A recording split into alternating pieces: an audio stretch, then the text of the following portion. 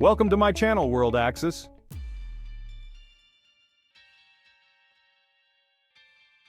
Today, we're diving deep into an incredibly crucial topic for India's future, the ring of conflict zones surrounding the country.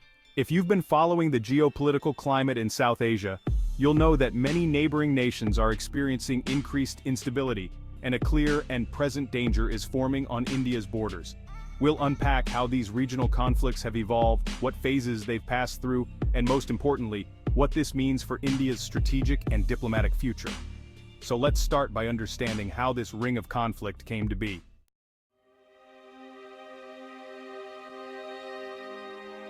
Last year we discussed a phase I called the Ring of Debt. Neighboring countries, now saddled with significant debt, are under increasing influence from foreign powers. Now, as we shift into what some analysts call the transition phase and even a dominance phase, India finds itself encircled by nations experiencing high levels of conflict or deep economic and strategic ties to other major powers, particularly China.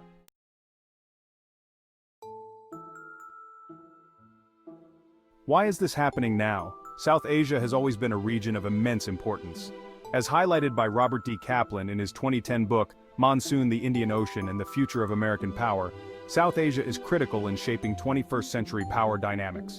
With around 80% of global oil and gas, and a significant portion of trade passing through the Indian Ocean, India's geographical position is central to major global economic routes. Naturally, the US and China are vying to influence India's stance in the region. India, however, has its vision of growth and independence, and maintaining this trajectory amidst global power plays is no small task.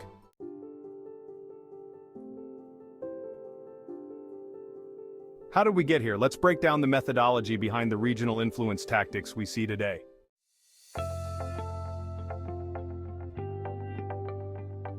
These tactics can be split into different phases. For India, these are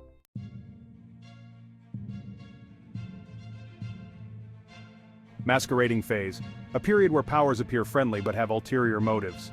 Utter chaos phase, where instability is fostered. Subjugation phase, a stage that some analysts believe might be looming.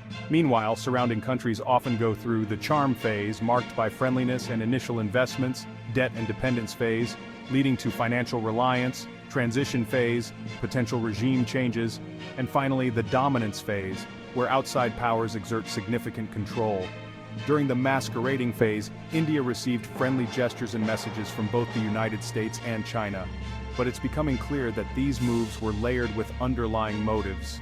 China initially promoted a brotherly image with its Hindi Chini Bye Bye slogan, but as we've seen under Xi Jinping, its intentions are assertive and strategic. The US also subtly pushed India to view it as a crucial ally with offers of technology transfer and strategic partnerships, but these may not be entirely without strings attached.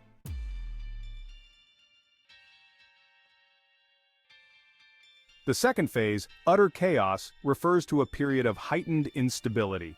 We see this manifesting as India grapples with protests, separatist movements, and criticisms both domestically and internationally. Events like the Citizenship Amendment Act protests, the National Register of Citizens debates, and the farmer protests from recent years illustrate this.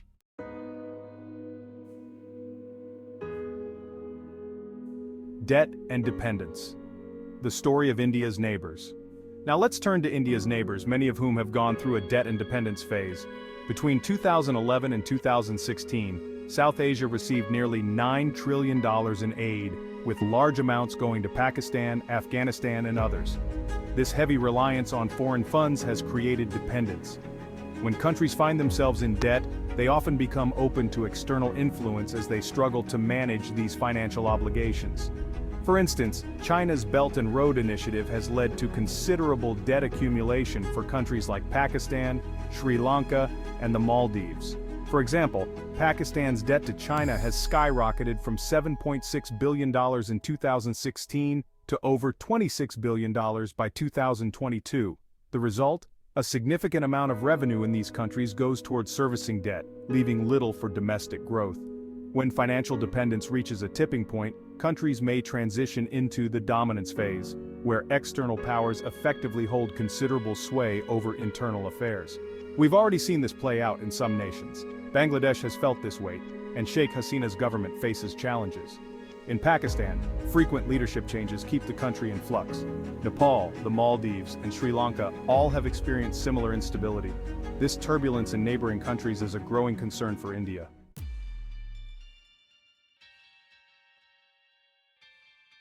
The subjugation phase.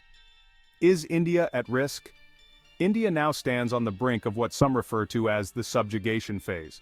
Foreign influence could target high-ranking officials, business entities, and societal groups to generate divisions or disruptions.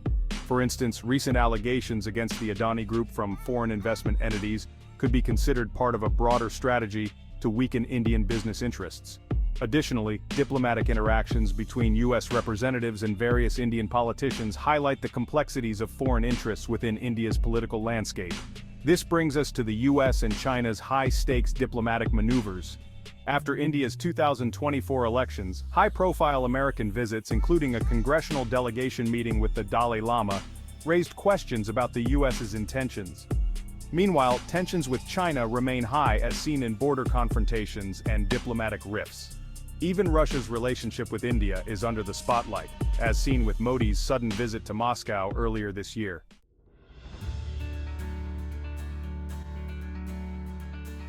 How can India respond? India's best course of action is fostering deft diplomacy and solid alliances. History shows that India has often been the target of foreign influence due to its geographic position, population, and natural resources. Today, India must balance its relationships with the West while strengthening regional alliances. This means enhancing partnerships with nations like Australia, France, Japan, Saudi Arabia, and the UAE, while maintaining constructive dialogue with countries like Iran and Russia.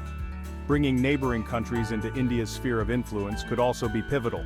Bangladesh, the Maldives, and Nepal all choose between remaining under heavy external influence or joining hands with India in a mutually beneficial relationship. For Pakistan, the journey may be longer and more complex, but maintaining open lines of communication and pursuing diplomatic pathways will be key.